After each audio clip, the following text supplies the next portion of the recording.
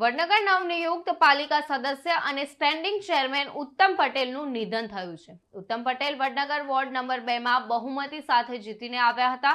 તો ખૂબ જ થોડા સમયમાં વડનગર પાલિકામાં આવતા કામોનો સર્વે કરી પ્રજાહિત માટે કાર્ય શરૂ કર્યું હતું. આશરે બપોરે 3 વાગ્યાના સમયે હાર્ટ એટેક આવ્યો હતો, જેથી તેમને ખાનગી હોસ્પિટલમાં સારવાર માટે લઈ જવામાં આવ્યા હતા. વધુ સારવાર માટે સિવિલ હોસ્પિટલ લઈ જવામાં આવ્યા હતા. જો કે તેના નિધનના સમાચાર મળતા લોકો સિવિલ હોસ્પિટલ દોડી આવ્યા હતા.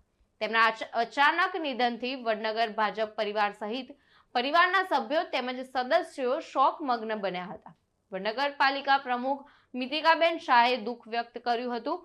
સિવિલ હોસ્પિટલની તેમના પાર્થિવ દેહને એમ્બ્યુલન્સ મારફતે ઘરે લઈ જવામાં આવ્યા હતા. રાત્રે 8 વાગે તેમના નિવાસ સ્થાનેથી અંતિમ યાત્રા નીકાળવામાં આવશે. વસીમ મંસૂરી સાથે ચક્રવાત ન્યૂઝ, વડનગર.